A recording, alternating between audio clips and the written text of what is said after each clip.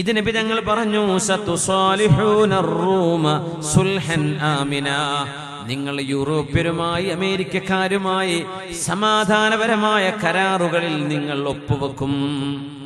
റസൂലുള്ളാഹി സ്വല്ലല്ലാഹു അലൈഹി വസല്ലം ثم تغزون أنتم وهم عدوا, ആ കരാറിന്റെ അടിസ്ഥാനത്തിൽ നിങ്ങൾ മുസ്ലിമീങ്ങളെ അമേരിക്കൻ യൂറോപ്യൻ സൈന്യം ഒരു യുദ്ധത്തിൽ സഹായിക്കണം എന്ന കരാറുള്ളതിന്റെ പേരിൽ നിങ്ങളും അവരും ഒരുമിച്ച് മൂന്നാമതൊരു ശത്രുവിനെതിരെ നിങ്ങൾ ഒരു യുദ്ധം നടത്തും. ആ ശത്രു ആരാണെന്ന് നമുക്കറിയില്ല. ആരായിരിക്കും ആ ശത്രു?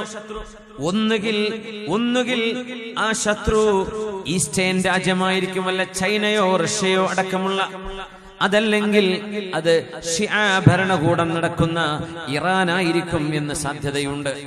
കാരണം ഷിആ ഭൂരിപക്ഷ പ്രദേശങ്ങളിൽ നിന്നാണ് മുസ്ലിം ലോകത്തിന്റെ മെജോറിറ്റിക്കെതിരെ സമാധാനത്തിന് ഭീഷണി ഉണ്ടാകുന്നത്.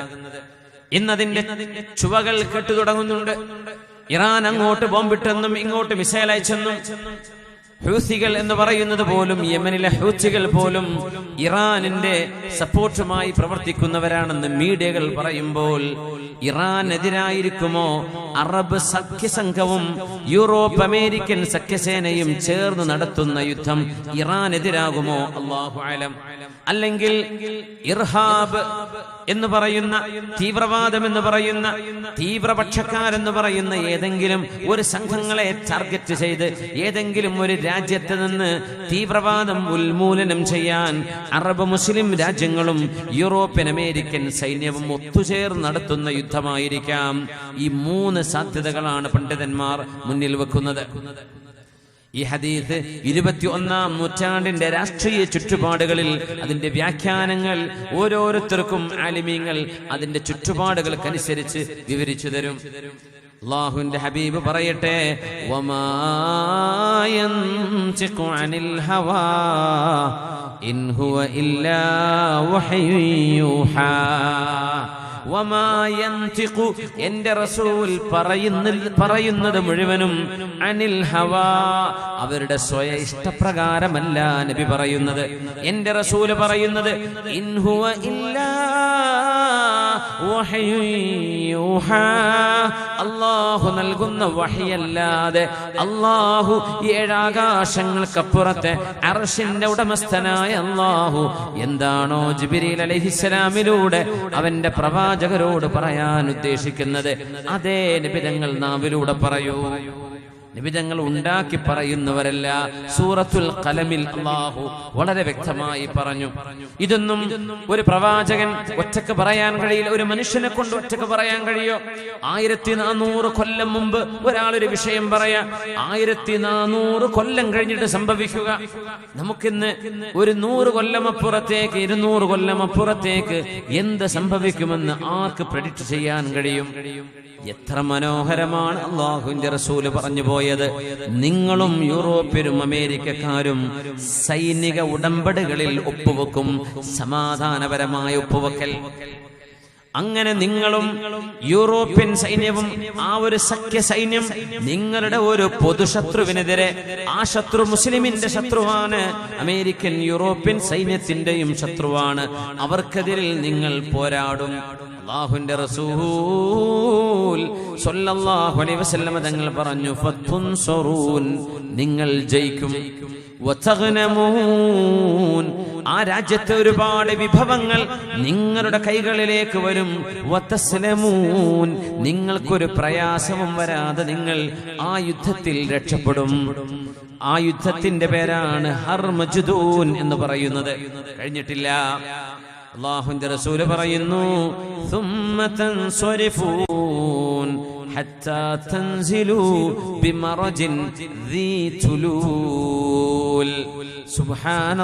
സുബ്ഹാനല്ലാഹ് എന്ന് പറയാതിരിക്കാൻ കഴിയില്ല. യുദ്ധം നടക്കുന്ന സ്ഥലത്തിന്റെ രൂപമാണ് നബി തങ്ങൾ പറയുന്നത്. ثم تنصرفون, ആ യുദ്ധം കഴിഞ്ഞ് നിങ്ങൾ പിരിഞ്ഞു പോകും. ഹത്താ തൻസിലൂ ബിമറജിൻ ദീ തുലൂൽ, നല്ല പച്ചപ്പുള്ള ഒരു നാട്ടിൽ, ഒരു പ്രദേശത്ത്, നല്ല പച്ച കുന്നുകളുള്ള ഒരു പ്രദേശത്ത് നിങ്ങളുടെ സൈന്യവും യൂറോപ്യൻ സൈന്യവും തമ്പടിക്കും. നിങ്ങളും അവരും തമ്പടിക്കും. ആ സ്ഥലം എന്താണ്? പച്ചപ്പുള്ള സ്ഥലം. അറേബ്യയല്ല, അറബ് രാജ്യമല്ല, ഏതെങ്കിലും പച്ചപ്പുള്ള രാജ്യം. അല്ലാഹു ആലം. യൂറോപ്യൻ രാജ്യങ്ങളിലൂടെ യാത്ര ചെയ്തവർക്കറിയാം, അവിടെ പച്ച നിറഞ്ഞ തിലാലുകളാണ്. വളരെ മനോഹരമായ ഗ്രീൻ ഹിൽസുകൾ, മനോഹരമായ കുന്നുകൾ, പച്ചക്കുന്നുകൾ.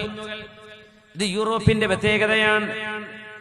നല്ല വെള്ളവും പച്ചപ്പുമുള്ള നല്ല കൊച്ചു കൊച്ചു മനോഹരമായ പച്ചക്കുന്നുകളുള്ള ഒരു സ്ഥലത്ത്, അവിടെയാണ് ഈ സൈന്യത്തിന്റെ ക്യാമ്പിംഗ് ഉണ്ടാവുക. അല്ലാഹുവിന്റെ റസൂൽ ആ പ്രദേശത്തിന്റെ ഫിസിക്കൽ ഡിസ്ക്രിപ്ഷൻ ആണ് നൽകുന്നത്, അവിടുത്തെ പ്രത്യേകത. എന്നിട്ട് എന്തു പറഞ്ഞു? ഹബീബായ നബി തങ്ങൾ പറയുന്നു, ഫയർഫഉ റജുലുൻ മിൻ അഹ്ലിസ് സ്വലീബി സ്വലീബഹു. ക്രിസ്ത്യാനികളായ ആളുകൾ യൂറോപ്യൻ സൈന്യത്തിലുണ്ട്. അവരിൽ നിന്ന് ഒരാൾ ഒരു കുരിശ് ഇങ്ങനെ ഉയർത്തിപ്പിടിക്കും. കാരണം മുസ്ലിമീങ്ങൾ അതുപോലെ യൂറോപ്യൻ അമേരിക്കൻ സഖ്യസൈന്യവും ഒരു പൊതുശത്രുവിനെതിരെ പോരാടി ജയിച്ചതിന്റെ ആഹ്ലാദ പ്രകടനം, ഒരു പാർട്ടി നടക്കുകയാണ് ഇവിടെ. ആ സമയത്ത് സൈന്യത്തിൽപ്പെട്ട ഒരാൾ, മുസ്ലിമല്ല, യൂറോപ്യൻ അമേരിക്കൻ സൈന്യത്തിൽപ്പെട്ട ഒരാൾ ഒരു വലിയൊരു കുരിശ് കൊണ്ടുവന്ന് ഉറക്കെ പിടിച്ചിട്ട് പറയും, ഗലബ സ്വലീബ്. ഈ കുരിശ് കൊണ്ടാണ് നമുക്ക് വിജയമുണ്ടായത്. അതിൽപ്പെട്ട ഏതോ ഒരു ഫനാറ്റിക്, ഒരു തീവ്രമായ മതവിശ്വാസി, തീവ്രമായ ക്രിസ്തീയ മതത്തിൽ വിശ്വസിക്കുന്ന തീവ്ര സ്വഭാവക്കാരനായ ഒരാൾ ഈ സഖ്യസേനകൾ ഒരുമിച്ച് ചെയ്ത് നടത്തിയ യുദ്ധത്തിൽ വിജയം കണ്ടത് കുരിശിന്റെ പിന്നിലാണ്, കുരിശുകൊണ്ടാണ്, കുരിശാണ് അതിന് കാരണം എന്ന് പറയും. മുസ്ലിമീൻ. അത് കാണുമ്പോൾ മുസ്ലിം സൈന്യത്തിൽപ്പെട്ട ഒരാൾക്ക് വല്ലാത്ത ദേഷ്യം വരും. കാരണം മുസ്ലിമീങ്ങളാരും ഇസ്ലാമിന്റെ കൊടി അവിടെ ഉയർത്തുന്നില്ല. സഖ്യ സൈന്യമാണ്. ഈ സൈന്യത്തിൽ മുസ്ലിമീങ്ങളുണ്ട്, അമുസ്ലിമീങ്ങളുണ്ട്. പക്ഷേ ഒരു കരാറിന്റെ അടിസ്ഥാനത്തിൽ, സൈനികമായ അതുപോലെ ആയുധപരമായ ഇടപാടുകളിൽ ചെയ്ത കരാറിന്റെ അടിസ്ഥാനത്തിലാണ് യൂറോപ്യൻ അമേരിക്കൻ സൈന്യം മുസ്ലിം സൈന്യത്തിന്റെ കൂടെ കൂടിയത്, മതത്തിന്റെ പേരിലല്ല. അവിടെയാണ് ഒരാൾ ഒരു മതത്തിന്റെ ചിഹ്നം അവിടെ ഉയർത്തി കാണിക്കുകയും കുരിശ് ഉയർത്തിപ്പിടിക്കുകയും കുരിശ് കൊണ്ടാണ് വിജയിച്ചതെന്ന് അവകാശവാദം ഉന്നയിക്കുകയും ചെയ്യുമ്പോൾ ഫയഖൂമു ഇലൈഹി ഫയദ്ഫഉഹു.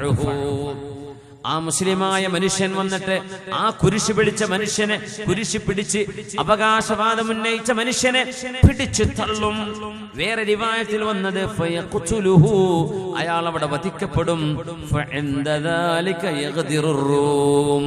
ആ ക്രിസ്ത്യാനിയായ മനുഷ്യന്റെ മരണം സംഭവിക്കുന്നതോടുകൂടെ തന്നെ റോമൻ സൈന്യം നിങ്ങളുമായുള്ള കരാർ പൊളിക്കുകയും നിങ്ങളെ വഞ്ചിക്കുകയും ചെയ്യുമെന്ന് ഹബീബുനാ റസൂലുള്ളാഹ്.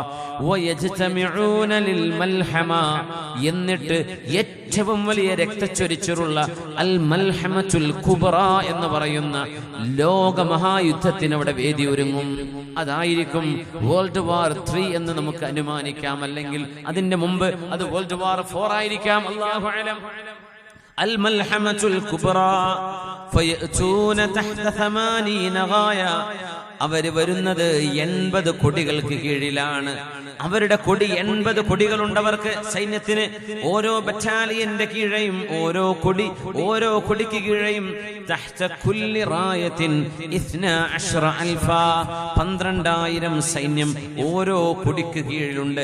അങ്ങനെ 80 കൊടിയാൽ വലിയ ഒരു യുദ്ധത്തിന് അവിടെ തുടക്കം കുറിക്കുമെന്ന് ഹബീബുനാ റസൂലുള്ളാഹി സ്വല്ലല്ലാഹു അലൈഹി വസല്ലമ തങ്ങൾ ഇനി നടക്കാൻ പോകുന്ന അറബ് ലോകത്തും മുസ്ലിം ലോകത്തും നടക്കുന്ന സംഭവ വികാസങ്ങളെ പരിശുദ്ധമായ വഹീന്റെ വെളിച്ചത്തിൽ നമുക്ക് പറഞ്ഞു തരുന്നു.